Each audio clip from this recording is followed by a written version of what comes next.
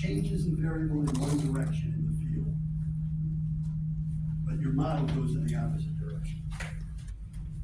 You don't have a good model. You forget it. That model's not gonna work. In fact, in certain circumstances, if you work in the plan, the qualitative aspect of the software is more important than the quantitative. Because it'll tell you the pH is gonna go up, or the pH is gonna go down, or the temperature is gonna go up, or the concentration is gonna go down. And that, if you can't get the model to do that, you don't have a good model. I don't care how accurate the numbers are. All right, I think I've established the main set points of the ones. So, do we have magic markers there, if you can see this? Can you see this right here? Yeah. I'm able to remember this, I've done so many times. This is, I'm gonna start with a problem that I had 1970 or 70, when I can't even remember this. Hold on. By the way, I don't know if you guys work in, degrees Fahrenheit, pounds, and all that stuff, or you metric here. Whatever works for you. Whatever works for me, there's only one thing that works for me, and that's pounds and degrees F and joules per square foot or whatever. Here's the problem. 250 degrees F, 20 PSIA, benzene, toluene, and nitrogen. These are the numbers, 7811 pounds per hour. And if you don't copy anything down, there's nothing to copy down in the next 2 hours, okay? You'll learn more just by listening and trying to do this stuff. 2801. That's the problem I had. Joe, can you get some water? Can I get some water, Mike? All right, you see that? I have to remove the benzene and toluene from that stream.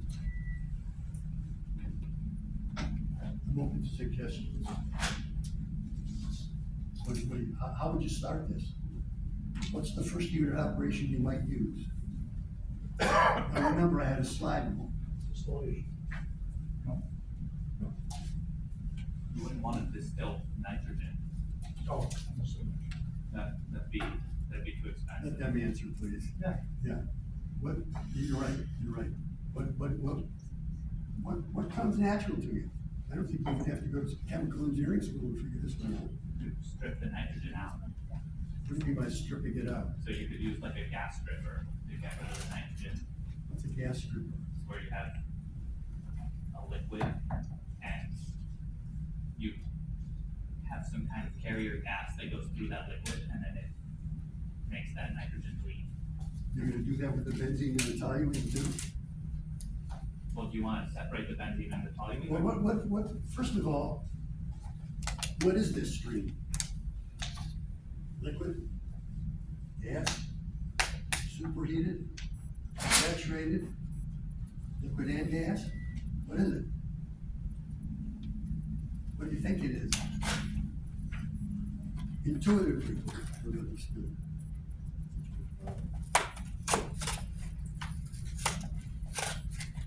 Well, what do you think? Somebody say something, you can't be wrong. I don't care what you say. You can't move on unless you say something. Go on, say something. What do you think it is? Liquid and gas. You think it's a liquid and a gas. Anybody else have a comment? Well, you could do, if you put this on Aspirin Plus, you could know what it is immediately, right? So let's go try to do that. Let's see if I can do that here.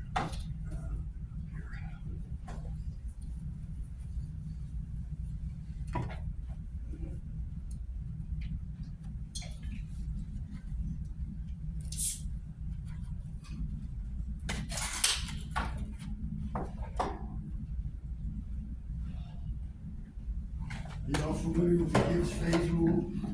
Does that sound familiar to anybody, the Gibbs phase rule?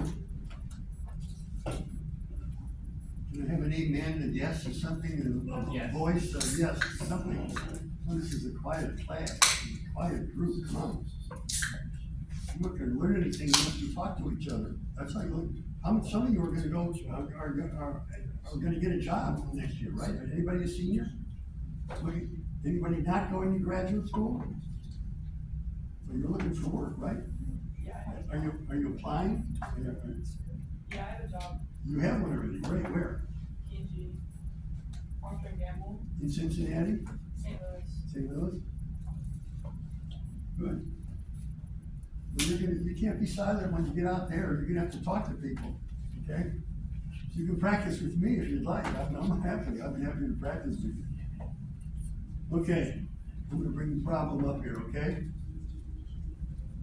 And this problem normally takes, Joe, give me 20 minutes, Joe, 25 minutes on this. Yes? Okay? Got it. Let me blow it up here a little bit, okay? So,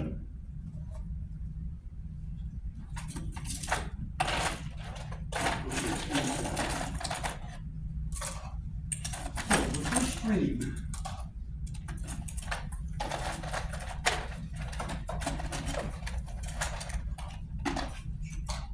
get it all out of it because I've already given it away.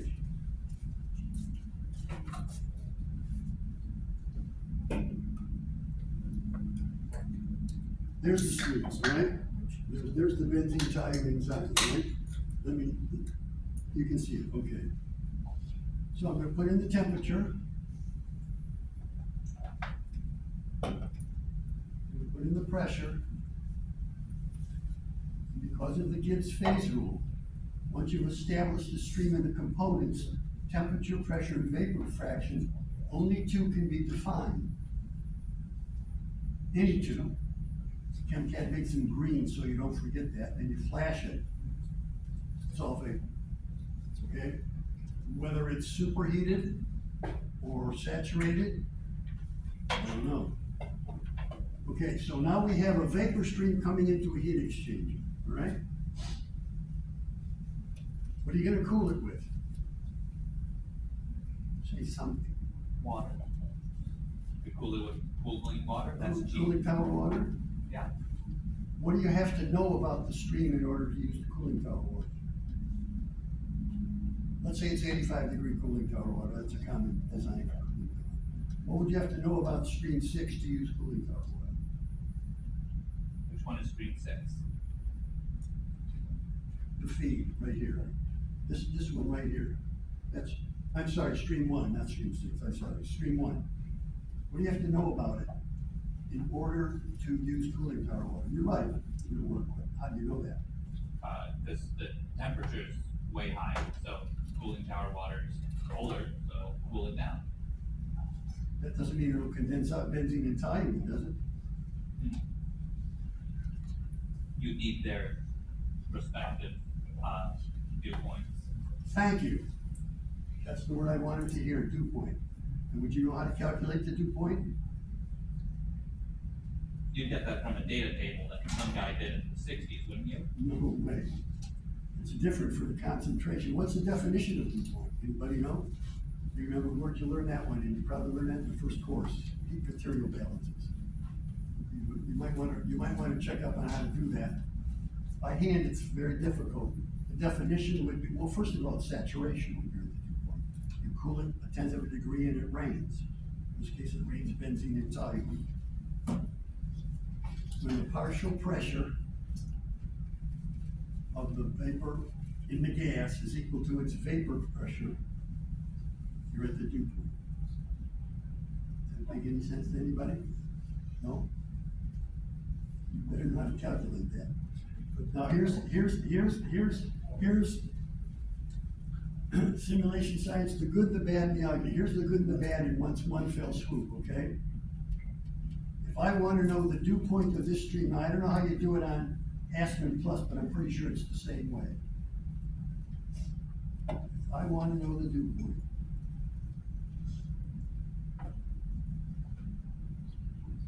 I type in a 1, you have to type it in. I go to 20 PSIA, I flash the screen, and the dew point's 203 degrees.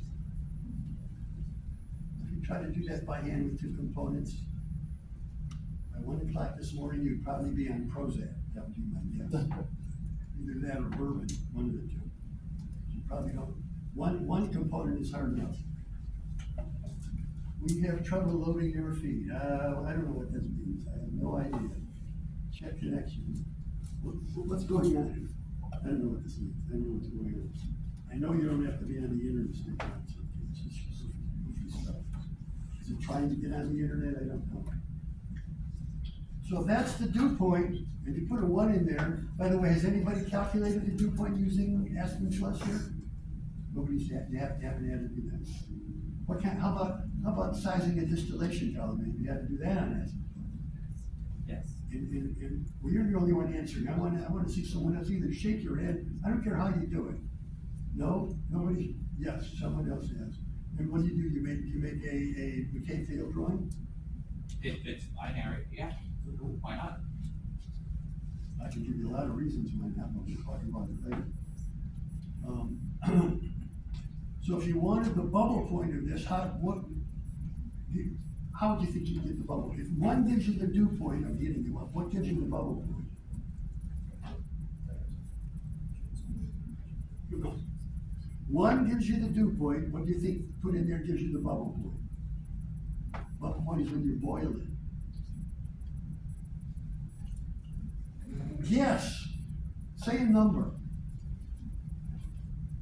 Come on, 0, right? Of course, if you do that, nitrogen doesn't make any sense, because if you get the bubble point with nitrogen, it'll be very cold. So if you get the dew point without the nitrogen, here's the dew point, 229. And the bubble point, oh, come on. I gotta stop. 0.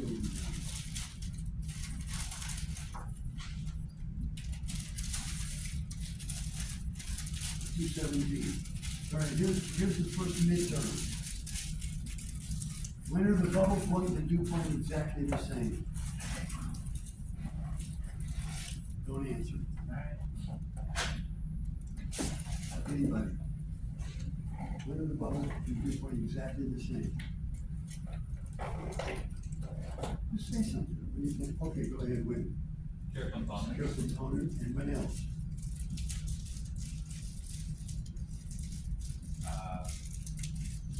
Maybe as an azeotrope. Not maybe as an azeotrope, exactly as an azeotrope, which is why you can't separate the azeotrope. The bubble point and the dew point are very good. I can see. Okay, who designed the distillation column? We were talking about it. First of all, when you use a 2-component McKay field type technique for designing the distillation column, number 1, you're making a lot of assumptions that are not necessarily true. One of them is called constant Bowl-L overflow. That means that the latent heats of both of these are about the same. Well, if you're doing an alcohol water distillation, water, the latent heat's about 1,000 and alcohol's about 250. That's going right there. But you don't have to worry about that if you use Aspen Plus or chemicals. Now, here's the chemical engineering conundrum for everybody that's ever worked as a chemical engineer. It's capital cost versus operating cost. So if I tell you to design a distillation column and you use McKay field, how many trays are you going to use?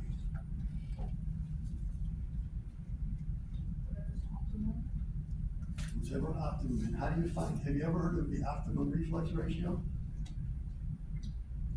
Do you know what it is? What's the optimum reflux ratio? It's 1.2 times the minimum. And how do you get the minimum reflux? That's just whatever your pinch is at. It takes an infinite number of trays to get to the minimum reflux. Right? It takes a minimum number of trays. And on this problem, if you wanted to design this column right here to separate the benzene with toluene, which I've done, you would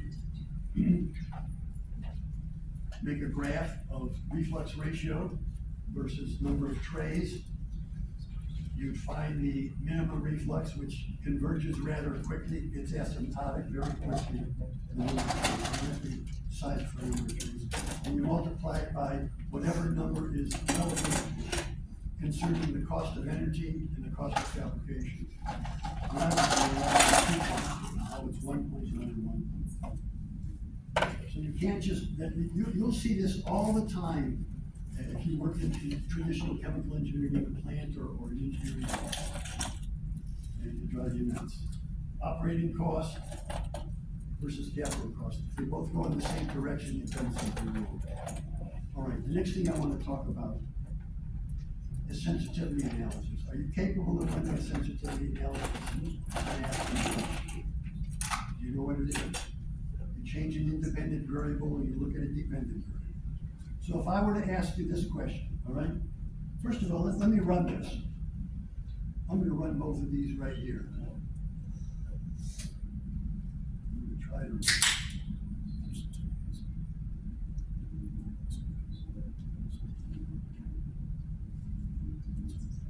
I just ran those two because I circled those two, so that's the only ones I ran. Okay?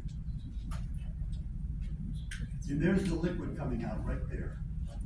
Steady myself. Everybody see that? So that's how much condensed. What I'm gonna do, I'll right click on this.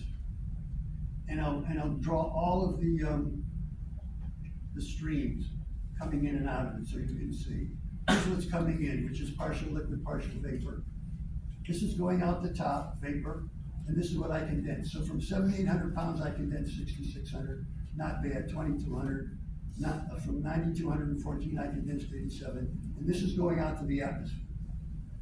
Unfortunately, this is 1971. And the EPA has been created, so it's not going to the atmosphere, especially with benzene. I don't know if it was considered a carcinogen there or not, but it is not. So what happens to this problem is, instead of worrying about separating the benzene and thiamine, I gotta worry about the amount of benzene and thiamine that goes to the atmosphere, which has to be less than 2 pounds an hour. I remember my boss at this Ohio when I showed him, by the way, you know, I was 22 or 3 or 4 years old. This was a test. No one's gonna design anything at 22 or 23 years old. So I went through this exercise just to show that I could do it. It took 3 months, by the way. I had to get, I also had to get the cost of the equipment. Now, ChemCAD and Aspen also has an estimating cost. I don't trust it, so I wouldn't use it, but I guess it might be good for comparative reasons, but that's all. The numbers in ChemCAD are taken from a chemical engineering manual. What if I ask you this question? I want to know what temperature I control the heat exchanger at. Right now I'm controlling it. I'll open it up for you. I'm controlling the outlet at 120 and the cooling water comes back at 85. That's just a common thing at 15 degrees.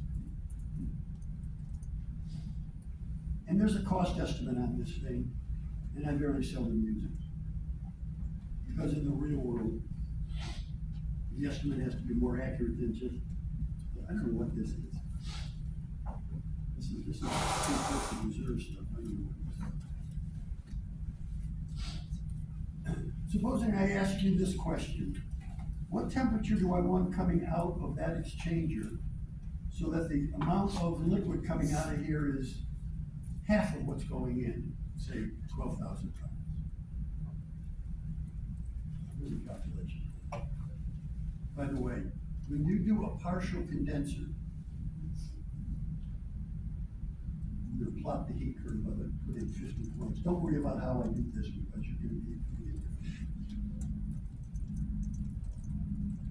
That is the classic drawing of a partial condenser. Superheated, dew point, and each one of these are a dew point coming down. The name of that heat exchanger book that's so good, Kern. Donald Q. Kern. Watch that calculation by hand, which you have. It's about 3 pages. This, of course, is done on your software instantaneously. If you send this to a vendor along with this, you'll get a quote right away. Those two things. So that's the good part.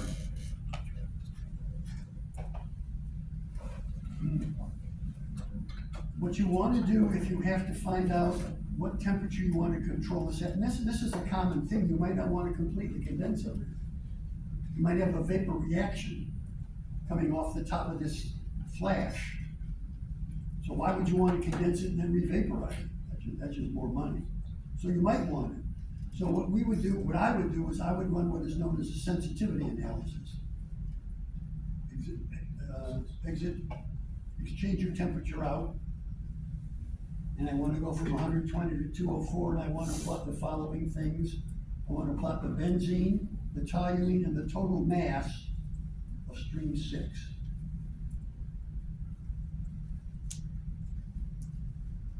Run that. There it is. Now, if that doesn't convince you of the good, of the time you can save, and if you wanted to, this is the total flow, this is the benzene, this is the toluene. If you want to know what temperature to control it at to get 12,780 pounds, you would control it to 156.9. Now, how accurate is that? You notice I have, the thermo that I used here is called Suave Red Clone. First question you should have been asking me is, how do you know what thermo to use? Somebody asked me that. I'm not gonna go on until somebody asks me that. How do you know what thermo to use? Use the one that works. I'm not trying to be a smart ass, okay? All these programs have a suggestion for thermo. And I would just say caveat emptor. Everything works on that screen, okay? Everything works on the screen. If you get it to converge, you can sleep like a baby at night. But when the actual operating equipment is sitting out there and you have to check against it, that's when it gets a little nerve-wracking, okay? So there are certain rules that allow you to use it. I don't know if you used activity coefficients with Aspen Plus. You know, they're because they haven't been able to find an equation of state that can predict azeotropes and all that. They came up with activity coefficients: Unifac, Uniquac, Unischmack, whatever it is, Wilson, Van Laar, all those, okay? Usually, certainly if you're working with alcohol and water, you're gonna use one of those. But just to show you how dangerous this can be, and then we'll move off of this. What happened to this problem is this stream right here, which is going to the atmosphere that has to be less than 2 pounds. Let me go to another model of this here. This is a design. This is important. This is a grassroots design. It hasn't been built yet. You gotta start it up. And you've gotta find out on this screen where the danger points are. Only you. I can't tell you. I can't help you. You've made the design, which means you have to run a lot of sensitivity analysis.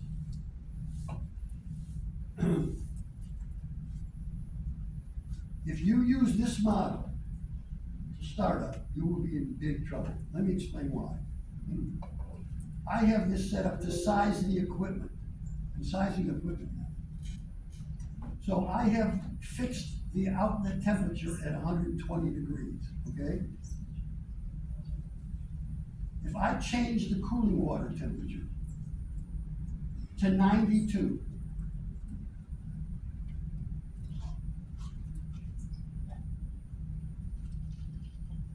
you think the amount of benzene and toluene that goes out will change? Not on this model, it won't. Because I fixed it. I'll run it, you'll see. Just remember that, just remember any one of those numbers, 0.8539. I'll run it. I'm running this entire thing with recycle streams. That's how long it takes to run it. If you did it by hand, you'd have gray hair by the time you finish doing this. Like I have. With the slide rule. This didn't change at all.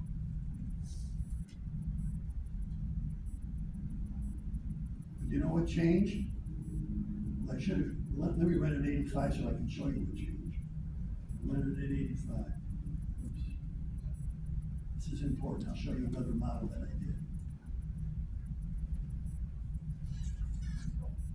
If I run this exchanger, just the exchanger.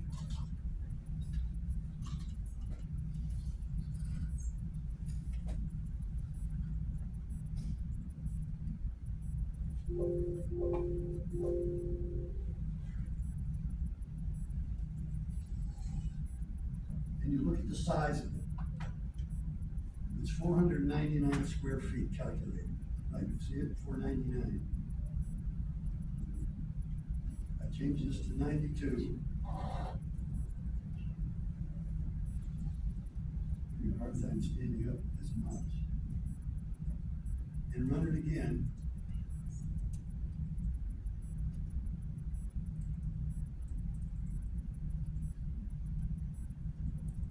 That temperature didn't change, but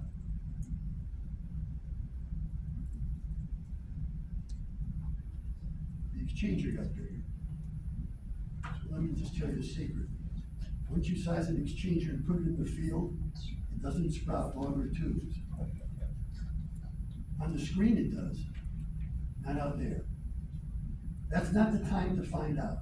So this model is nice for sizing and getting a number. It's worthless for finding out what's gonna happen in the field, but I have another model. I'm gonna show it. It's called the real world model. See, it says real world.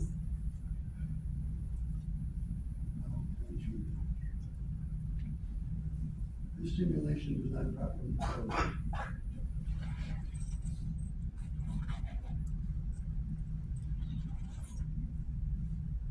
Is this the real world? That's okay. This is the real world. Let me load this up. Let me show you what I mean by the real world.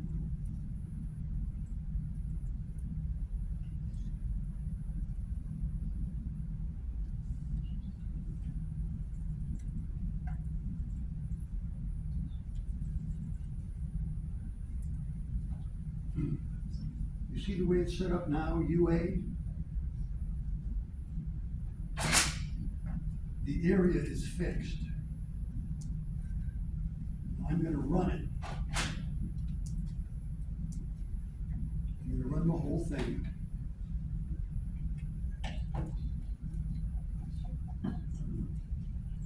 If I highlight that, it's just gonna run that.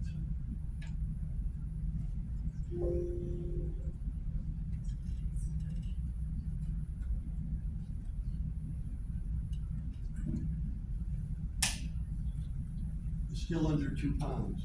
So watch. I'm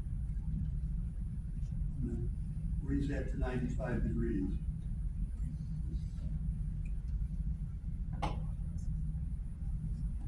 I'll get to the ugly part pretty soon. Don't worry about the good and the bad we're getting to, but the ugly part, we'll get there. I'll have to admit a mistake that I made, but that's all right. I don't mind doing it. Do you want any background music on that? No. You can play it at the end. Would I make it 92 or 95? I forgot. You need that one 95.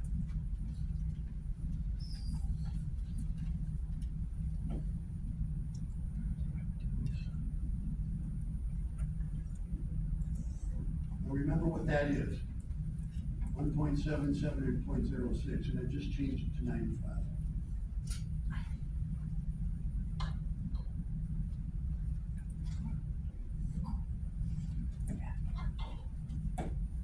Come on. I'm sitting down, I'm okay.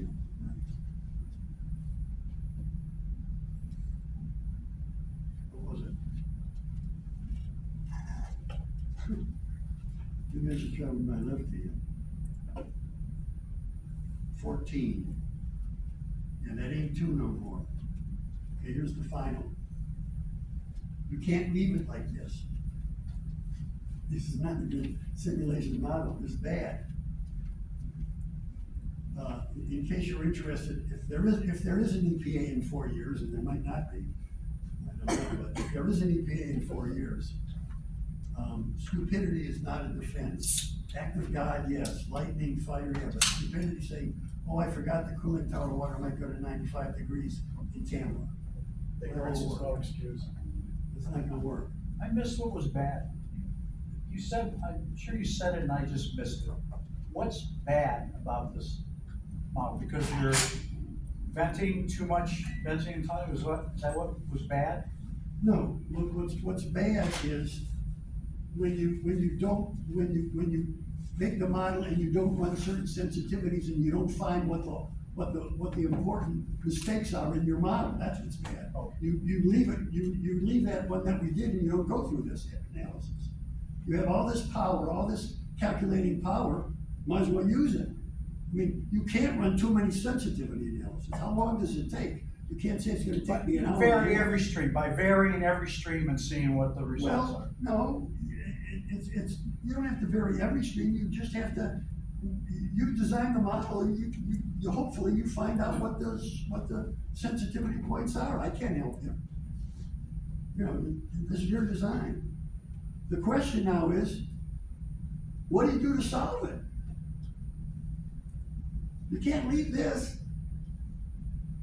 You gotta assume that the cooling water temperature is gonna get to 95. I've actually run a sensitivity analysis from 85 to 100 and found out what happened there. It's on here somewhere, I'm pretty sure. So what do you think? What do you think? You tell me. Look at the model. This is I should explain what this is here, hold on. It's not fair to ask that question. What I did here, and this was advised by someone that's Ohio when I was there. They said, well, I wasn't getting all the benzene and toluene out, so they said, well, this is a common technique. If you want to get more water out of the room after you've brought it down to, say, the dew point temperature, you can compress the gas, take the heat of compression out, the dew point will go up, you can use cooling water again, which is what I did. So I had more benzene and toluene come out here. There it is. And in the final thing, I used a vent condenser. I got that at minus 40 degrees or whatever it was. The problem was is that I didn't know at the time that this is minus 40 degrees. Showing 19 now because I changed the cooling water temperature. But it's minus 40. Benzene freezes at 42 degrees Fahrenheit. Put a drum of benzene outside in the winter, it would be ice. So, and toluene freezes at minus 140. And there's a combination of the two, believe it or not. I don't know if this is on Aspen or not, it probably is. But what you can do is,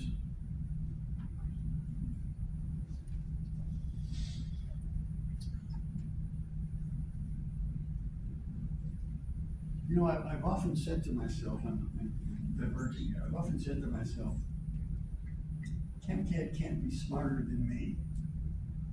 If I have enough time to do something, I can get the same answer as ChemCAD. Of course, to catch all their phrases, enough time.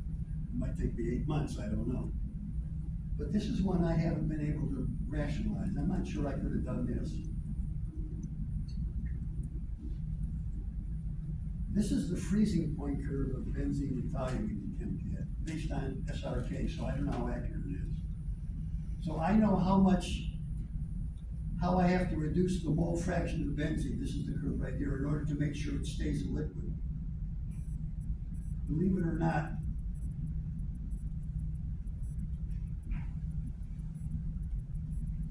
on the other drawing, I didn't do it on this one, you can make benzene ice. Let me show you that. This is kind of neat.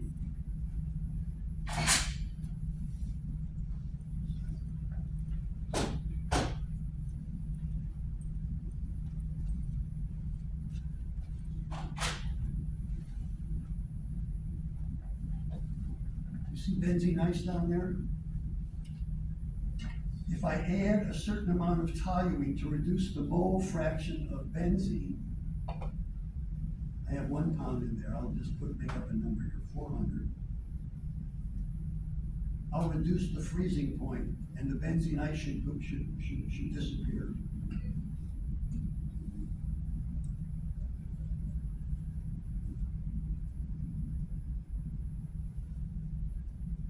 No more benzene ice, and that's based on that curve. I don't know if I could have done that.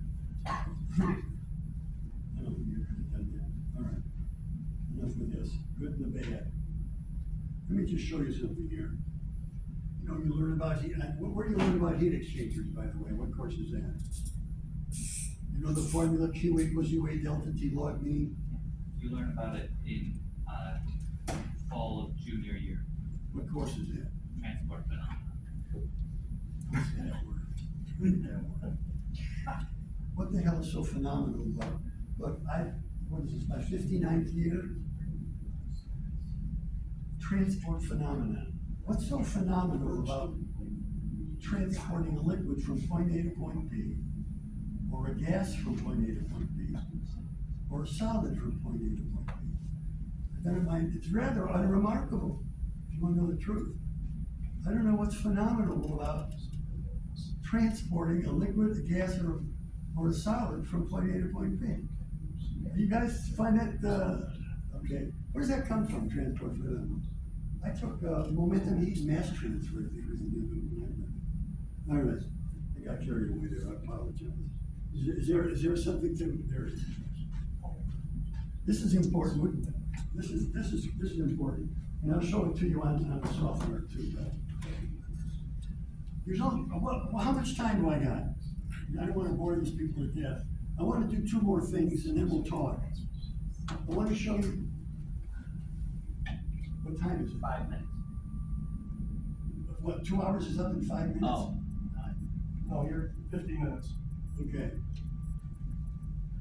I want to talk about using the software for a static situation. And I want to show you how to use the software, and I'm pretty sure you can do this with Aspen+2, to solve, and I'm not trying to intimidate you, first order linear differential equation on a steady state simulator, not on a transient. You can do that on ChemCAD, or more than one first order linear differential equation. Have I intimidated anybody with first order linear differential equations? You know the N minus out equals accumulation, are you aware of that rule? So here what we have, let me first show you this model of it, then I'll move on. I spent a little more time than I wanted to on this. Because you're not talking enough to me, you're not contributing enough. You know, I used to teach the design course, you're lucky I'm not teaching it now. When I taught it at Cleveland State, I got the Sleepless Quarter Award from the students. You can figure that one out. Let me go down here.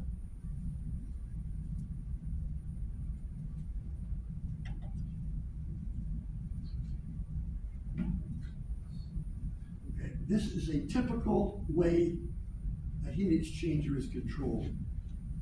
This isn't a PID controller, this is a mathematical controller, but I've set it up that I control the temperature until the outlet temperature, this comes out at 150 degrees, and this is the inlet. So nothing changes here, except this temperature. That's the only temperature, the return temperature that can change. This temperature is always 85 degrees. This comes in at 190. And this controls it to 150. So this is a typical way to control heat exchanger. It would look different. I mean, you'd have a thermocouple here. You'd have a TIC controller, and then you'd have the valve. I can call it, I suppose.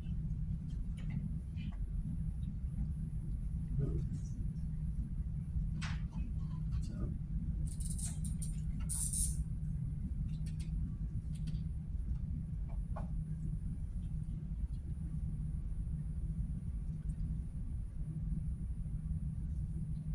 You have the valve there. You have a temperature transmitter here, a TIC. Now I'm old fashioned, so that's air instead of electronic. Some of you guys remember when it was air, okay? And what that is I've done the same thing here. And here's what you're doing when you do this, okay? Oh, man, come on. Is there another one? I guess I don't use too many of these, huh? Let's see. Then we'll.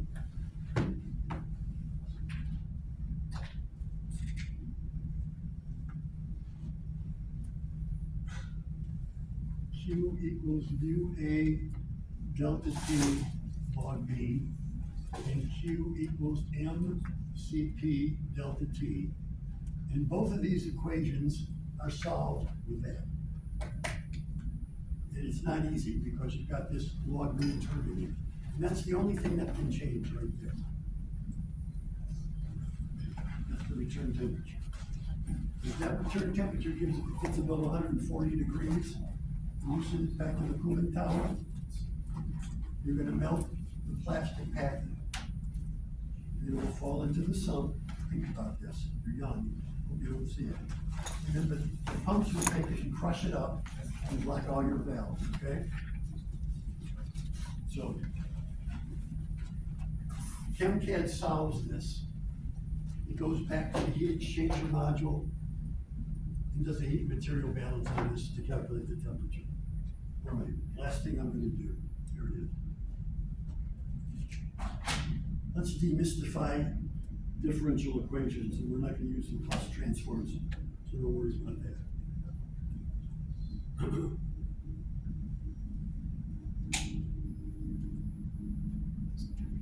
Someone once asked me, have I ever used calculus as a chemical engineer, and the answer is yes, I have.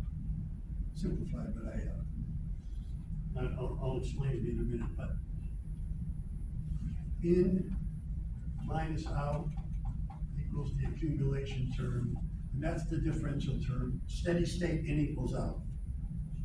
So let's take this example, okay? I have a tank, I have salt in the tank with water. I'm mixing it up. It's universally mixed. I have a stream of water coming into the tank. I can draw it, I suppose.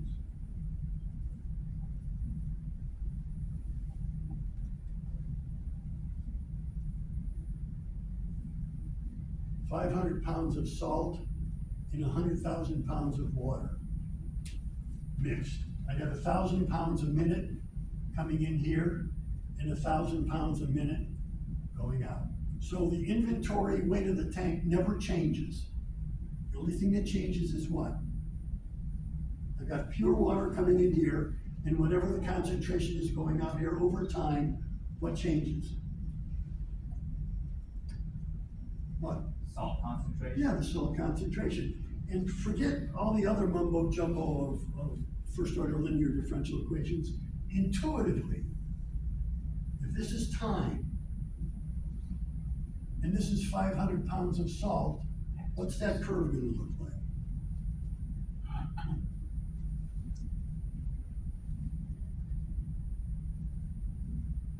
Well, if it was straight, calculus wouldn't even be involved in this thing, am I right? Come on. It's gonna be semi-logarithmic or logarithmic. And you can solve this, by the way, on Excel if you wanted to, by time increments, okay?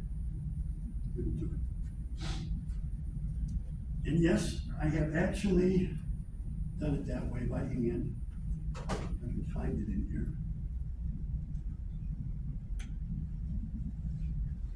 And then I'll show you how to do it on ChemCAD or Aspen. Either one will do it, I'm sure.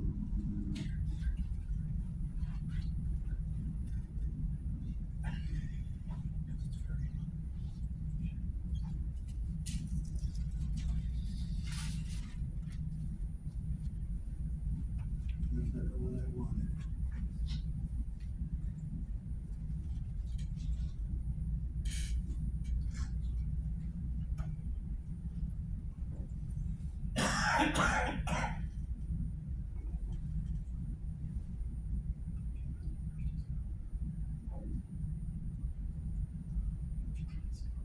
Now there's the closed form solution to it right there. In minus out the accumulation term is dx over dt. You bring x, what's the integral of dx over x? Come on. Natural log x. Yes, somebody got it. By the way, Joe, You were the only one that got that when I asked who was the integral of dx over x. Natural log, good for you. Yes. I forgot to compliment you with Well, that. thank you, you They did. were all graduate students, not a single one of them got that. Remember? Yeah, Yes, okay. it was smart. So that's it. And then if you solve this, you integrate it, you get the log, you get that curve. The hard part is identifying the n minus out and setting up that equation. By the way, differential equations weren't set up just because someone said, I think I'll set up a differential equation. They all came from either Newton or Leibniz, doing physics. Work was the first way they did it. You know, work is force times the distance, but if the work is not a straight line, gotta start using calculus. All right, here's how you do it on ChemCAD or Aspen, this is cool. This is how you solve it. And that'll be it. Then you can ask any questions you want. That's the tank. There's the 1,000 pounds a minute going in. There's the 1,000 pounds going out with whatever concentration it happens to be. This is just a little thing that reinitializes it. So if I run it,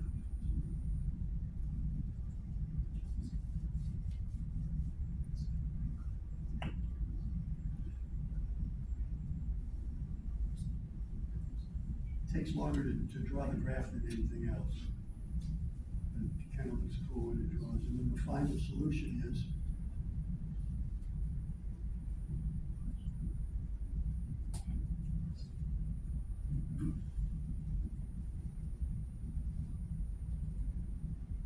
that. You can do that on Aspen or ChemCAD or anything. What you have to do is just set it up like this. ChemCAD or Aspen Plus or anything looks at this as a recycle problem. It's going to try to converge.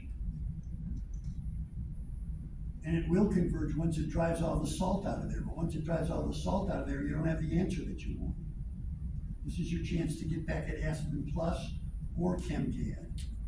You set the convergence to 1 to 10 to the minus 6 to make sure it doesn't converge, instead of 0.001, which it usually uses, okay? And then, by the way, are you all, anybody familiar with the Euler technique for solving a differential equation? That's exactly what you're doing. You're telling Aspen or ChemCAD to use the Euler technique. Here's what it is, and then I'll finish. So the water comes in here, it mixes with this stream, and the software says, does 1 and 3 equal 2? The answer is no, it doesn't. And then it comes over here and it says, does 4 and 3 equal 2? No, it doesn't.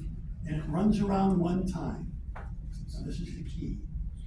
Every time it runs around one time is one time unit. And that time unit is whatever you want it to be. It doesn't matter what ChemCAD or Aspen says per hour. It's whatever you want it to be. This curve does not change if you use a different time.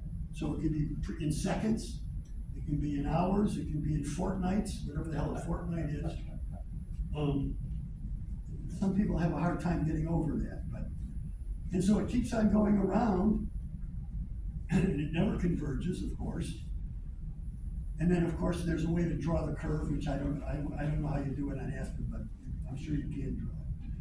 This is the simplest form of doing it. I can show you models in here that have a flash in here, so it's an unsteady state flash, unsteady state distillation, and then a lot of different ways. And it's kind of cool. It's 2 o'clock, am I right? That's it, I'm over. No. Huh? That's not You got another hour. It's- I got another hour? It's You're 1 one. PM. It's 1. Oh, shit. Excuse the French. You got a question? Well, I have more problems. Well, can I make an thought observation? The clock out there was, there's one clock downstairs that's 11 o'clock when it should have been 12, so I thought, oh, good, okay, then we can do the. Can I make an observation and then you can comment on it? Because I'm sure you will. What do you want to say, ask? So we're, 3 of us are practicing engineers, operations type engineers. We didn't go to graduate school, so we worked in operating chemical plants. And I appreciate your comments about sensitivity analysis that has to be done in the modeling to come up with what facility are we going to build. And the variability and how you might size a pump and, you know, to allow you to address the variances. The variances that occur in cooling tower water. Is there a question coming up here or what? Okay, never mind. Never mind. Well, I'm waiting for the question. It wasn't a question, it was an observation. I said an observation. In the field, you usually have a lot of variability in the way you can run it. It's actually to your point of the sensitivity analysis, it's that built into an operating unit, whether it's through control valves or management of flow of cooling tower water,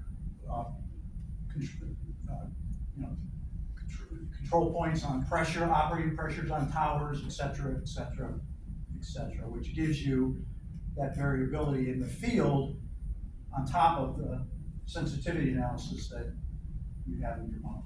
Well, it's all true. It's where you want to find it here. All right, we got another hour, good. I got confused. All right, now, I want to show you how to do a static problem where there's no flow. There's no flow, okay? I'm losing it. Okay, the hard part is gonna stay here. And so, here's the problem, and this is,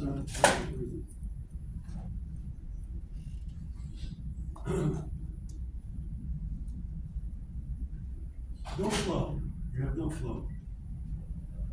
Let me see, I believe I have, it's been a while since I've done this, so I've got to, these are the old days where we used to have transparencies. So I'm gonna ask you this question.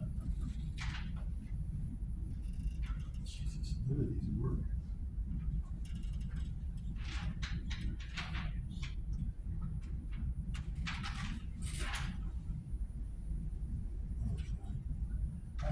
I have a fixed vessel, square, rigid, insulated.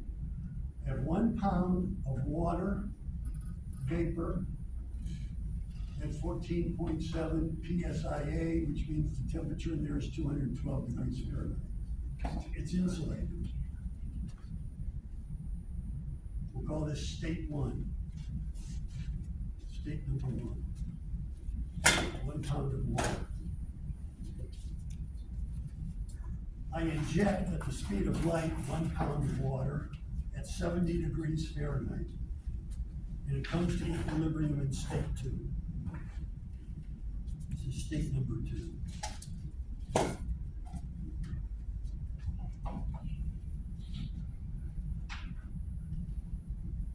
And I want to know the temperature, pressure, the pounds of water, and the pounds of vapor.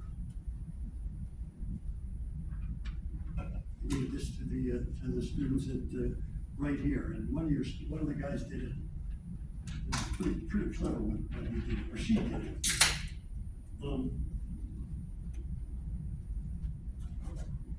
So how do you solve this? Go ahead. Well, the first thing we need to do is assume that there's no head loss, because, Head loss. yeah, like major head loss of, like, there's no pressure drop along the pipe. No, it's injected at the speed of light into this vessel and it all comes to equilibrium, yeah, there's no loss. This is volume 1, V1, this is V2.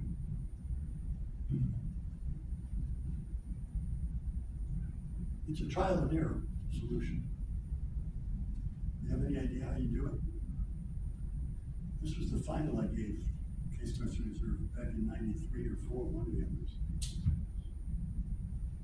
Okay, well, the first thing you want to do is x plus y equals what? This mass balance. X plus y equals what? Well, there's only 2 pounds in the whole bloody thing, right? 1 pound and 1 pound, okay? Now, since it's insulated, the enthalpy is the same, right? So we know the enthalpy of this. You can look it up in the steam tables. Enthalpy of X plus the enthalpy of Y equals the enthalpy of volume 1. This is a number. I know what this is. I don't know what this is. This is a number. You know, X plus 1. I know what X is. I know what Y is.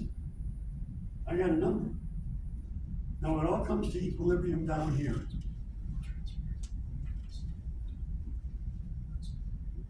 And to solve this problem, one thing does not change, besides the enthalpy. One thing does not change between state 1 and state 2. What is it that doesn't change? Doesn't change.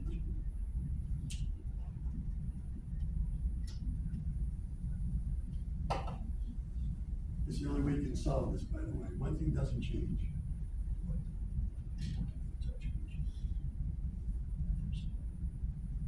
Go ahead. Does You're ready. the volume not change? That's a high five. Yes, very good. The volume does not change, so here's what you gotta do. You gotta go to the steam, by the way, this thing is supposed to be solved, this thing is supposed to be solved thermodynamically, not by enthalpies, but by, whatchamacallit energies, I forgot the name. Oh, boy. You have to use, you can't use enthalpies. In Aspen Plus and in ChemCAD, you gotta use enthalpies, but the difference is negligible.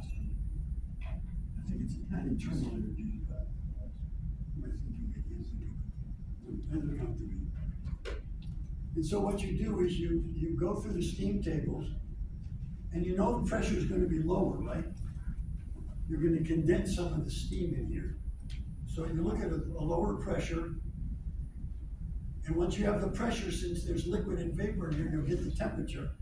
And once you have the temperature and the pressure, you can look up the enthalpies, internal energies. We have to use internal energies, but it's hard to get internal energies.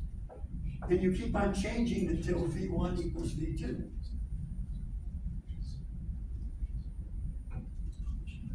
It's not easy. It's not an easy problem to solve. And I'll explain why you want to use it in a minute. Let me show you how it's done on this software, okay? Find it.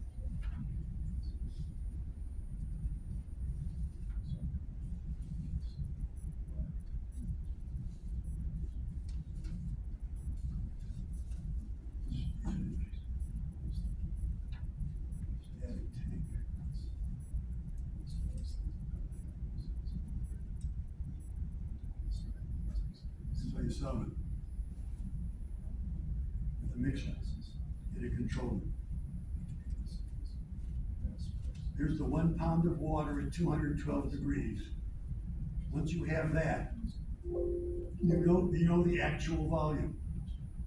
You know the actual volume. And here it is, I'll give it to you in a minute. Right click on it. Go to stream reports, stream property, and the actual volume, not the standard cubic feet, but the actual.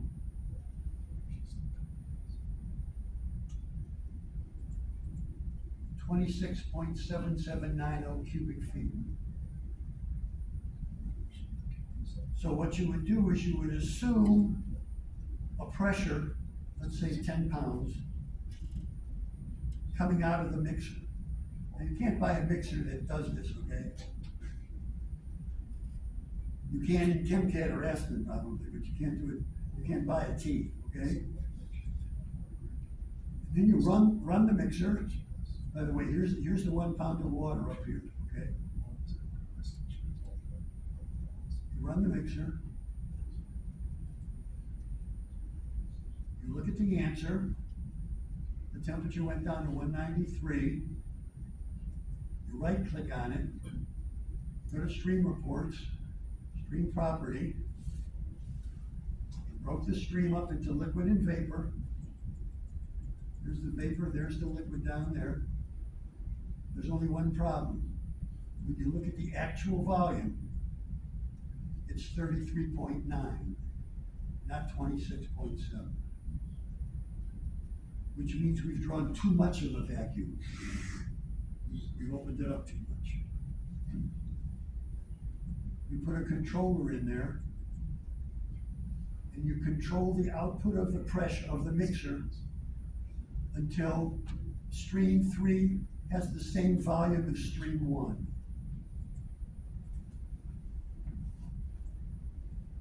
And there's your answer. 204 degrees, 12.6 PSIA, what are the pounds of water?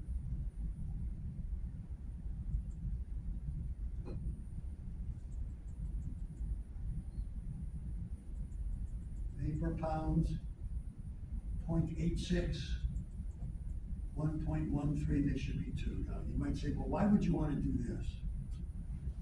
Well, I'll tell you why. You just finished an operation, a reaction, I don't care what it is, in a tank, with hexane.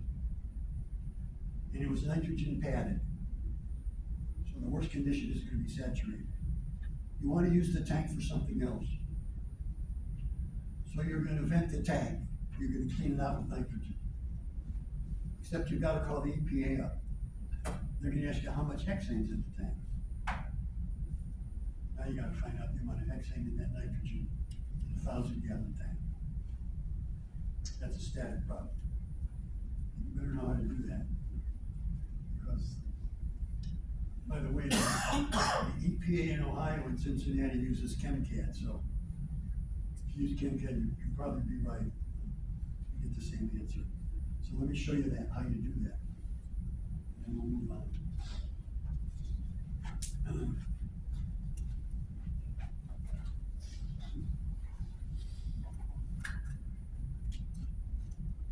I'm looking for, you guys can help me, I'm looking for static hexane. Static hexane. Here's how you set it up on a simulator. Don't be confused, this is not the tank. That's just how I get the answer. Stream 2 is the tank. And the key to all of this is the following. You must have liquid coming out of the bottom of the flash to make sure that that is saturated. Any liquid coming off the flash, and I'm sure it's true in Aspen Plus or ChemCAD or HISIM or anything, will be saturated as long as liquid's coming out here. In other words, if you lower that temperature by 1/10 of a degree, instead of the vapor fraction being 1, it'll be 0.99 something. Okay? So here's how I've set the flow up. I set this controller up to do the following. I'm going to change the flow of stream 1 until stream 2 has a constant volume of 133.3 cubic feet. That's 1,000 gallons in ChemCAD. I left the volume in cubic feet. And the only way to do that is to make sure stream 1, look at stream 1 now. Look at the vapor fraction of it. It's less than 1. This won't work unless it's less than 1. And so if I run this, there'll be liquid coming out the bottom. There'll be vapor coming out the top. There'll be 20 pounds of hexane and 2 pounds of nitrogen. And if I look at the volume, it should be 133.3 cubic feet. And there it is, 133.3.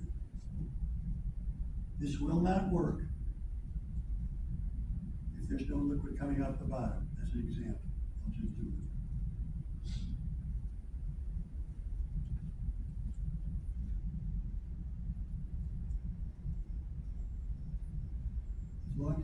As long as you flash this and it has a vapor fraction of 1, I'll run it. It'll still have 133.3 cubic feet.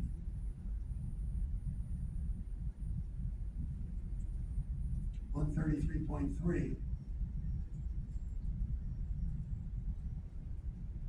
But the amount of hexane in it is 1 pound,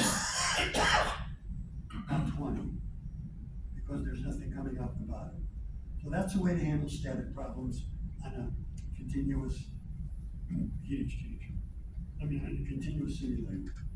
All right, now we're gonna get down to the brass tacks, and now we're gonna talk about the ugly part. This is the part that I played in this, so be patient. We got the good, the bad. And you already know the ugly, but this is a real case of where I screwed up in the field, so I'm gonna show it.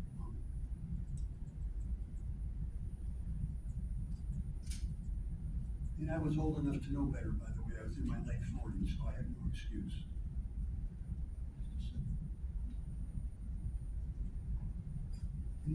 Any people here make beer? Any of you guys have beer making or anything?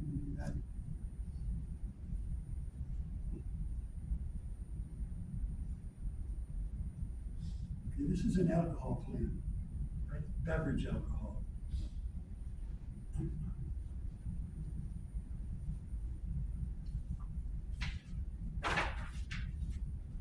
These are the size of the columns in the field that's passing around.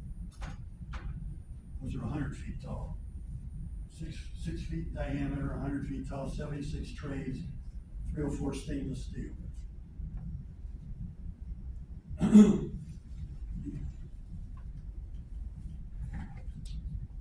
This was one of the first jobs I had as a consultant. I worked for myself.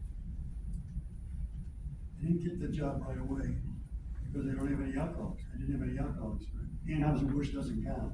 We don't, maybe you do, but I didn't know it. I went to 7 breweries. I didn't know anything about fermentation. They never talked to me about fermentation. They talked to you about it? No. I started up the fermentation plants, a couple No. of, but Anyhow, I knew absolutely nothing about alcohol. they had the waste beer alcohol distillation recovery. Yeah. I remember that. That didn't work out well. Cause it took a lot of energy. Yeah, but remember what happened? You know, they made what, 190 proof? 96%. Yeah, 190 proof. Yeah, Uh, the easy intro. Yeah, Water ethanol. but but all of a sudden they had the what, because it was strong alcohol, they had the Treasury Department had to come down. And it was locked up, that area was locked up. And they, in the I'll be with you in a second. In the Tampa plant, we used that cold alcohol stream as a utility. I don't think they kept using it, all right. Anyhow, let me explain this. So my friend Larry Nold had experience in alcohol, but he couldn't go down to this plant in South Carolina. So he recommended me. I was just starting, and I got a call from the plant manager. He asked me, do you have any experience in alcohol? I said, no. Well, we can't use it. All right. And when they call you back in 2 months and tell you to come down, you got a problem. They know you don't have any experience, but they still want you to come down, so they've had a problem. When you ferment corn or anything else, you make what's known as fusel oils.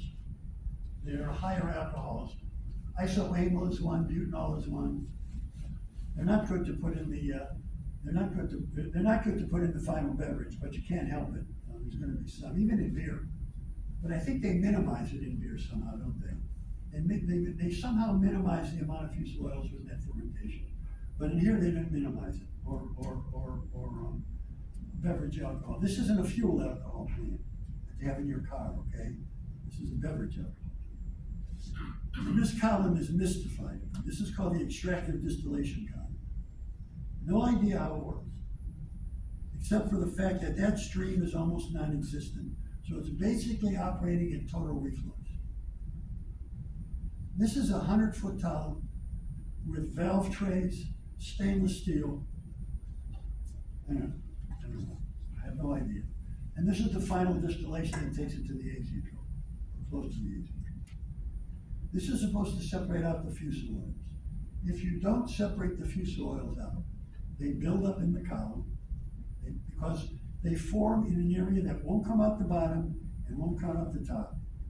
And so if you look at that final distillation, you'll see a manifold, usually near the bottom, because they don't know exactly where it's coming out. And after they build the plant, they find out where it's coming out, And usually there's a glass, this thing is glass. So you can see the level. The fusel oils will rest on top, the water will be on the bottom. Fusel oils and labor. And you can see the demarcation if you get them out. Now, they never saw the demarcation. And the problem was they couldn't get the fusel oils to form.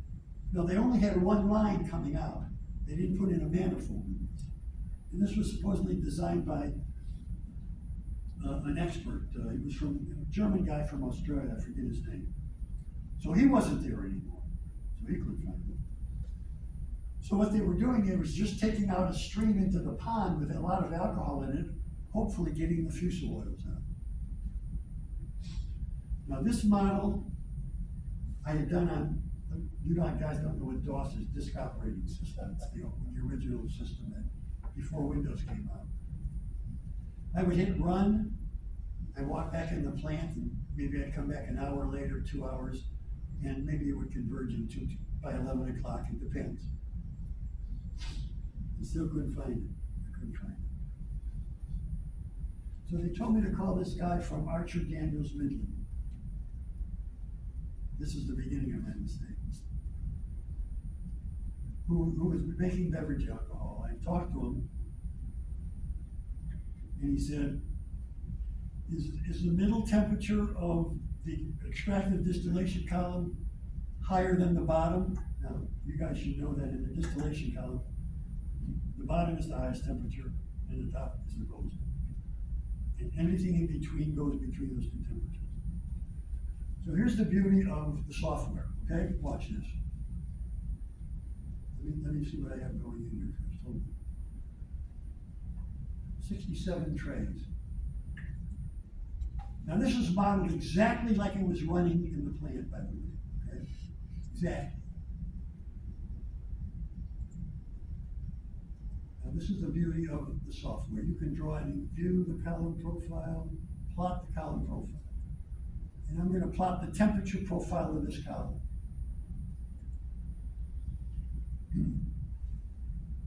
There's the bottom, sorry, there's the top, there's the bottom, there's the middle, there's a little bulge, but the bottom is still much hotter than the middle. So I told him on the phone, no, it's not. He says, well, until it is, you're not going to get the fuselages out. You want the middle of the column to be hotter than the bottom. And then I asked him, do you have a degree in chemical engineering? And it must have sounded in my voice kind of like I just said it there, like, he said, no, but I have 40 years experience of making beverage alcohol. Okay, I think I understand what you're trying to say. Until you get it. So, now I'd been down there for over a month, and I wasn't successful. So I figured, I'm gonna run the model. One way to get it hotter would be to put more steam in, I guess. So I went into the model, and I put in 12,000 pounds of steam. 1,000,000 BTUs, 1,000 BTUs is the late heat, so that's 12,000. These are big columns. And then I ran the column.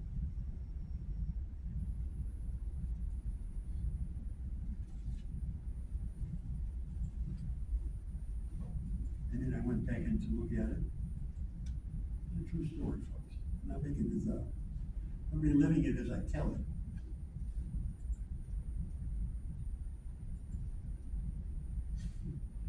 The middle got colder, not warmer.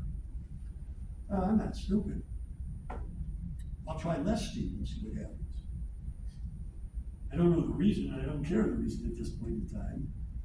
I'll just run less steam. I thought more steam would make it hotter in the middle. No.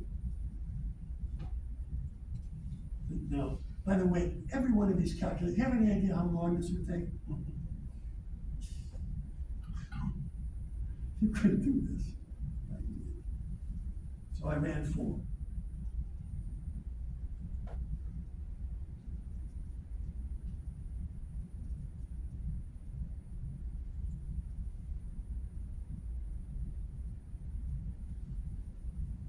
Did that take too long for you? Now,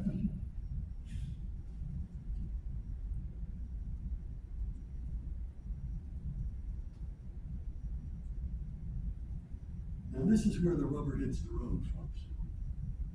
The bottom is hot, the middle is hotter than the bottom. Does this guy know what he's talking about? Is this software worth anything? I got a real plant out here, I got a real column on it, you see the size of it. So I talked to this was when it was 8-hour shifts, not 12 hours. Thurman, he was an operator, he should have gone to school, he was smart. And I waited for him to get on the night shift, because I don't do anything on the day shift. These are big columns, and they take a long time to equilibrate, okay? So I said, Thurman, I want you to lower the steam on the extractive distillation column. I'm going back to the King Street Motel. And I want you to watch that temperature profile in the column and all the instrumentation carefully. And if anything looks bad, just go right back to 8,000 pounds an hour. Call me on the phone. Go right back and call me, but just call me. I'm not sleeping very well. You know, it's 12 o'clock, it's 1 o'clock, it's 3 o'clock, I'm calling. No. I finally, about 6 o'clock, he says the temperature in the middle of the column is hotter than the bottom. And he says, you know what? If you go over and look at that glass, you're gonna see fuselages lined up there. I'll tell you this, I can remember.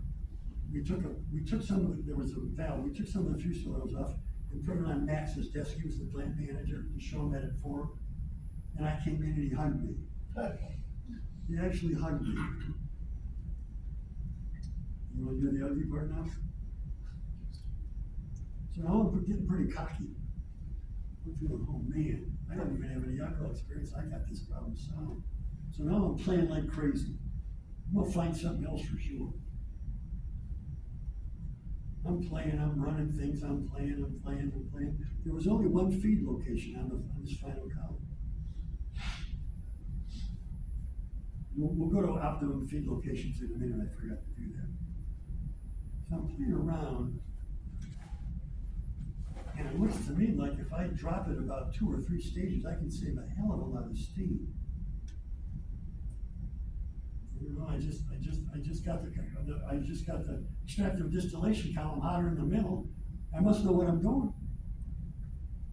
So I used to leave there on a Friday, catch a flight to Charlotte, I forget the little 2-engine plane. And before I left, I was talking to Max. I said, you know, I'm wondering, Max, if we're feeding that final column optimally. I have a feeling that we might be able to change it. He said, what do you mean? I said, well, I don't know, just fooling on the computer. You know, I'm thinking, you know, maybe if we lower it 2 or 3 stages. I don't know, I said, let me think about it. So I go home, come back on a Sunday, you could, you know, it's flat, so you could see the columns from 5 miles away. They're 100 feet high, you could see them. And I noticed a lot of activity on the final column. What are they doing to my column now? Now it's my column. You you ever see the bridge on the river Kwai syndrome? It's the Kwai syndrome. Remember the guy who was trying to protect his bridge, he forgot what he was doing? Oh my goodness. So, I don't even go to the motel. I go right into the plant. There's a platform up, and lighting, and a canopy. What the hell are you guys doing? Max said to lower the feed rate on the columns. No, I said, I didn't say to lower any feed rate, I said it might be okay. Now, when you change the feed rate here, you know, there's really nothing to it. Do you know what it costs to put up a platform and lighting and purge the column and shut the plant down? And drill a hole in stainless steel? You gotta repressure test the problem too. Well, the column wasn't really under much pressure, but yeah, every, you know. Oh geez, now I'm sweating bullets here, you know, I think it saved about 150 pounds of steam or something. It wasn't, you know, for what I did. Well, you know, you can't get 1,000 in this business. I found a few soils, but, you just can't trust everything that happens on the software. That's all there is to it, just because it converts. So. Let me show you how to find the optimum feed location, okay? How much time do I got? You guys can ask any questions. about Half hour. anything you want. Huh? Half hour. Okay.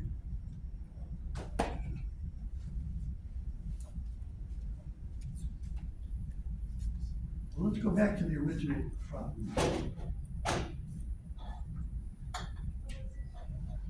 go back to the original problem for a minute.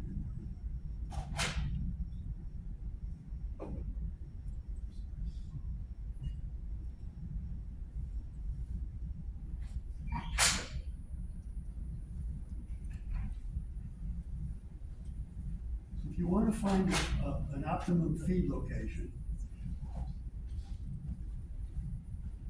you're gonna run the sensitivity by changing the flow, changing the feed location, and looking at the, energy load, okay? Let me just show it to you quickly.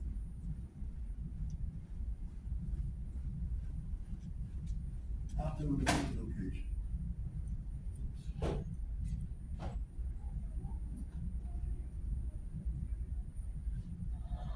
I changed the feed stage from 8 to 18 in 10 steps, and I record the reboiler duty. And you'll see a parabola. Now, this is an ideal situation, so it's not gonna look like this. Everybody, you know, we love parabolas in this business, right? So, maximum, minimum problems.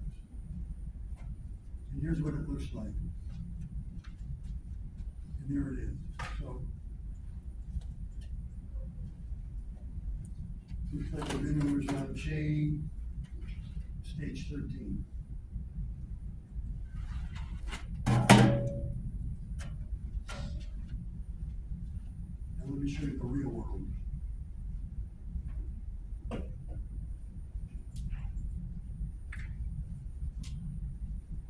Looking for alcohol distillation. Right here. This is what it looks on an alcohol, like, it looks like on an alcohol column.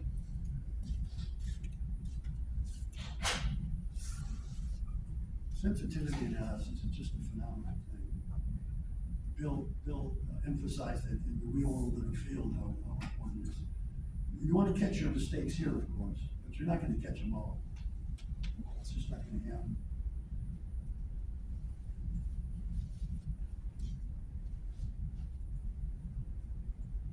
This is what it looks like. Now look. Let me show you something here. This is cool stuff. This is probably, you know, let's blow this up. You know, let's say it's this one here or this one here, okay? Now, you have to be stupid, I'll just put it that way. You're much too close to this here. You can't trust anything, Aspen or anything like that. Why, there's not much difference in the steam load between, you move back, right? Just to be safe, you move back to the feed location. You get here and you're wrong and you jump up to here, this is 12,000 pounds and this is 4,000 pounds. You triple the amount of steam just by putting it in the wrong feed location. Now, one of the ways to find out if the feed location is optimal or not, and I've used this, there's all kinds of, let me show you this one. Let me go back here.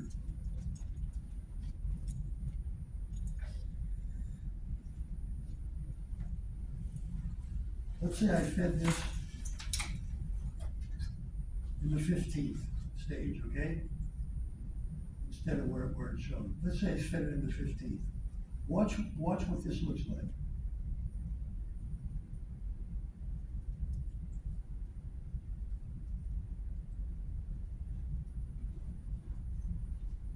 You see that temperature profile?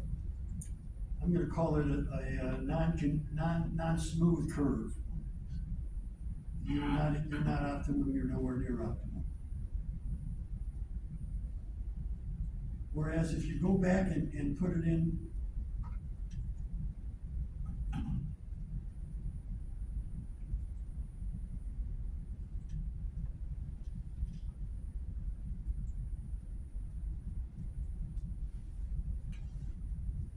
where it says, and I'm not gonna, I'll put it in here in the 25th stage.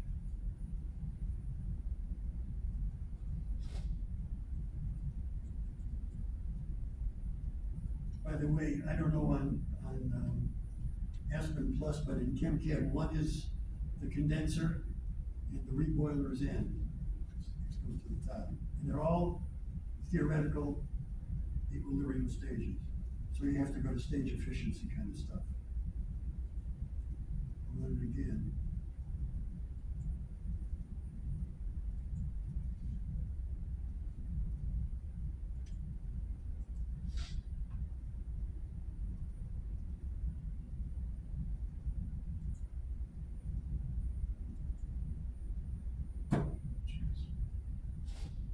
Here it is. The software is for stuff like this. One of the rules of thumb, you guys may have heard this, you feed on the tray that has the same molar, not mass, molar fraction. The feed and the tray should have the same liquid molar fraction. And boy, it works. You know, I don't know where it came from, probably from the refining, but it works. How much time do I have? About 20 minutes. Okay, hang on.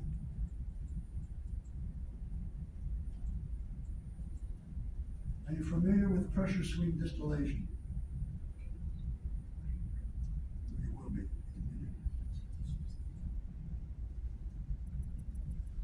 If you want to break, there's a lot of ways to break an azeotrope. Okay, we'll finish with this. There's a lot of ways to break an azeotrope. Pressure swing is kind of cool. You have to take advantage that the azeotrope changes appreciably at different pressures.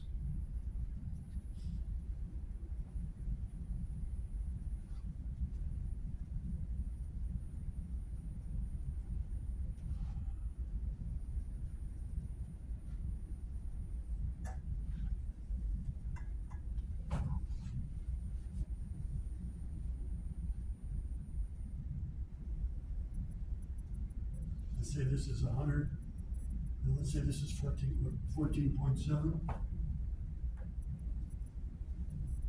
and this is 114.7,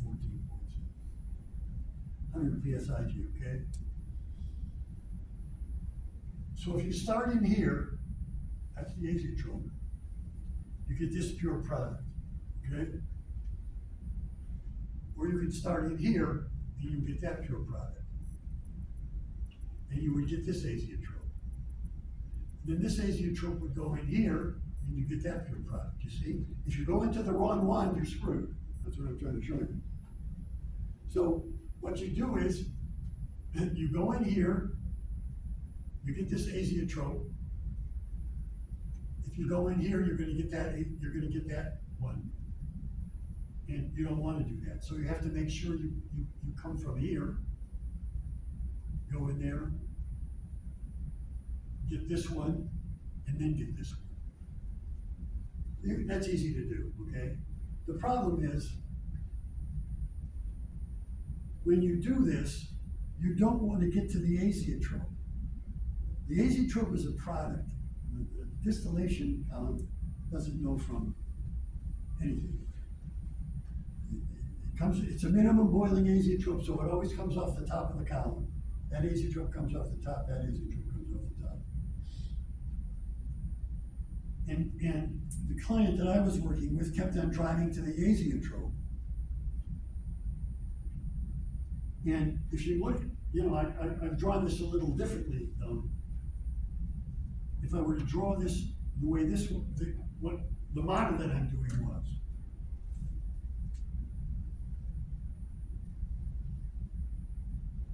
When you get in here, you got a lot more, actually it gets closer. I didn't draw it really well enough. It really starts to pinch in here, and you need more trays in this region. In the alcohol column, you can get to 80% alcohol from the beer still, which is what? Maybe 12, 15% alcohol. You can get to 80% with about 15 stages. Those columns I had 76 stages. if you were to look at an alcohol, let me draw this.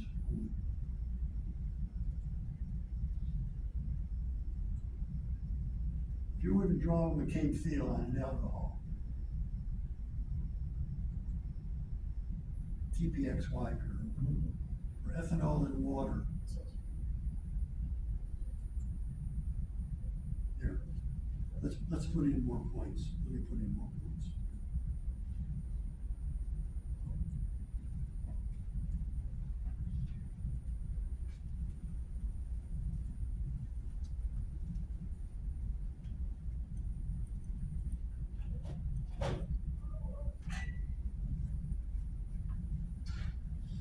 You see how it pinches in there? You can actually get to liquid mole fraction. It's at the end where you really have to get all the points. Look how close it comes in there.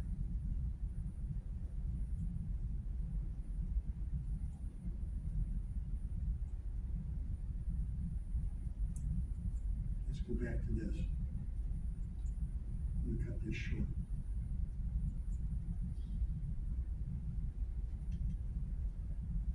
So this, we're gonna separate methanol and acetone, okay? And as long as I could draw the TPXY at each of those at different temperatures and pressures. This one is at 114.7. And you can see the azeotrope is right there. If you can remember that. Used to be able to get both curves at the same time, but they screwed around with the software. I can't remember how to do it anymore. And then at 14.7,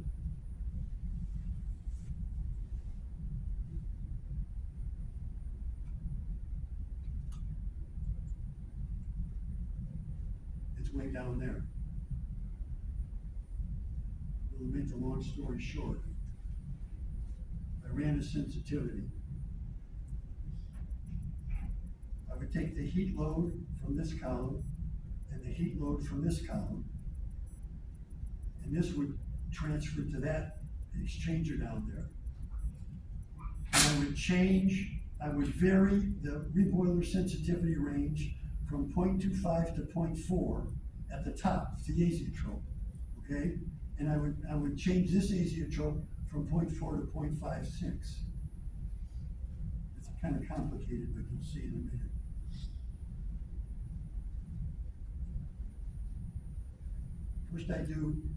First I would run the first column. I suppose I can run it. You see how fast that ran? Let me show you something. In 50 steps, I ran from the top spec, I think it was methanol, from 0.25 to 0.4. And Kim Kidd ran that 50 times in that amount of time. I'm going to tell you something. And here's the graph of that on the first column. Whoops, what did I do? Oh, here we go.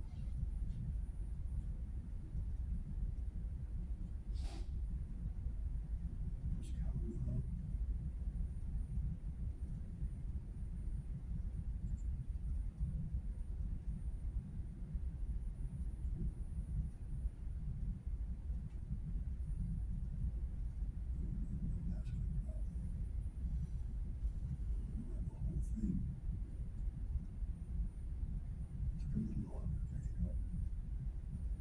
I just ran that sensitivity on the first column between 0.25 and 0.4 50 times. And there's the total load is in green, reboiler 1 is blue. So I'm looking for, where do I want to run this?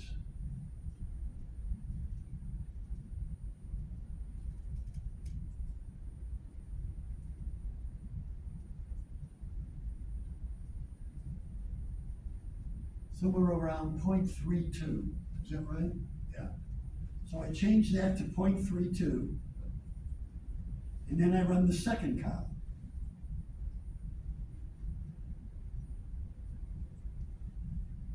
between 0.4 and 0.56.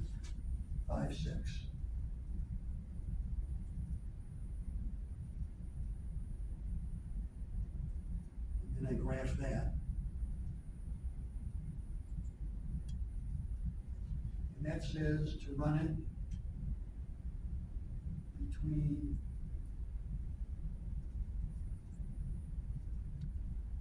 about 0.51 or 0.52.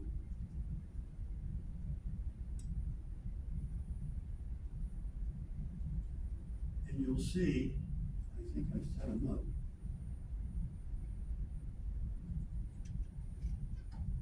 This should be about 0.52, and that's 0.52 now. That's not the azeotrope, by the way. I think the azeotrope is 0.4 if I'm not mistaken. And this one should be about 0.3 something, 0.32. That's optimized. And if they ran near the azeotrope, I forget what the steam load is, but it's much, much higher. Well, I'm finished. If you have any questions, fire them away. I don't think I can help you with lithium hydroxide. Is that what your problem is? What, what is Aspen it? couldn't help us either, so Pardon me? Aspen couldn't help us either. Aspen couldn't help you either, then what? Where else do you use Aspen besides transport phenomena? No, we use it a lot for separations. So, What do you mean, like distillation? well, it's a class called separation, so we do distillation, but we also do stuff like liquid extraction, all that good stuff. Yeah. That's I've done liquid extraction. That's black magic is what that is. Anytime you're doing a separation like that, and you buy equipment that's going like this inside to make it happen, there's something wrong. There's a lot of people that make liquid extraction. In the bromine plant, I did it with sulfuric acid, I think it was. Yeah. What else? Did you use Aspen for that? We use Aspen for liquid extraction. How'd that work out? Do you have a lab to check it on? To check it with, against? Next semester I will. How about something like multi-effect evaporation? Oh, sure, you can. Our Aspen homeworks usually, our Aspen homework in separations is open-ended enough that I ended up not pursuing that as my method for optimizing. I know people who have, and they got worse results than I did, so I didn't even try. Yeah, but you can use it for that also. Yeah, You wanna see multiple effect evaporation? While you're looking, Ben, I'd like to make a quick comment, and when you're working in ChemCAD, you're at the front end of the process, right? You're designing. Something to keep in mind, and Ben has said this time and time again, is the real world. When you design a column that's 6 feet diameter and 100 feet tall, imagine that it will need to be worked on, right? There's gonna be lighting, there's gonna be flanges, there's gonna be scaffolding, there's gonna be ladders and platforms. And absolutely, the first problem that you're gonna have in there is gonna be on the lowest tray. And if you don't have a manway in the bottom, you will be asked to climb the ladder all the way up to the top and go up in the manway you put in the top of the column, and then have to climb 100 feet down to the bottom to inspect the trays, and then climb 100 feet back up, and then back down the ladder. So, at the other end of the spectrum, after you've done the design work, then there's the real life work that, and I've had to do that, that's why I'm bringing that up. And 100 feet looks a lot taller when you're on that little skinny ladder and up on the platform. And you're sitting on a bosun's chair. Yeah. You see the ladder on the side of that? Not from here, I can't. There's a ladder on, those are 100 feet tall. You can see it on this one for sure. Well, probably. I climbed up on it, Yeah. 100 feet. Yeah, nowadays the ladders And go got like sick as a dog on it. 20, You know, 25 it feet. moves. the whole column moves. Yeah, it moves in the It really wind. does. And you get sick. Put a manway in the God. bottom. You'll be glad you Vision did. DeVito, you're right. You climbed up on that, huh? Yeah. What was your tray spacing? 18 inches or 24? These were maybe about a couple of feet. 24 inches, yeah. You can get in between and now. By the way, this is for you. This is multiple effect, Thank you. but it's not falling fill. Close enough. Let me see. Maybe I wonder if they have a falling fill.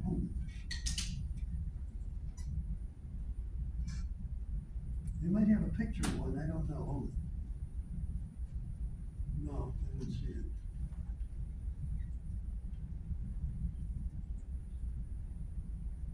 No. No. Sorry.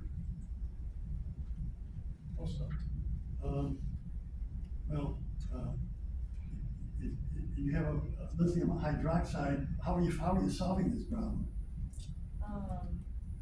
We can do, they gave us like purity specs and recovery specifications. So we can just do the mass balances like in Excel. Are you trying to extract the lithium from it? Yes, Oh. sodium hydroxide. Lithium battery. Yeah. We're trying to crystallize, but the crystallizer is an Aspen, yeah. Well, you know, lithium and water don't mix. You're aware of that, right? You know why? For the same reason sodium and water don't mix. It makes hydrogen. That's why when there's a lithium fire on a Tesla and you pour water on it, you just make more hydrogen. You make more fuel. So, I'm finished. Thank you. so much for your time. Oh, Yeah. another one? Yes, another one. Thank you. Thanks for coming to Are we supposed to shake here or what? Absolutely. How's this?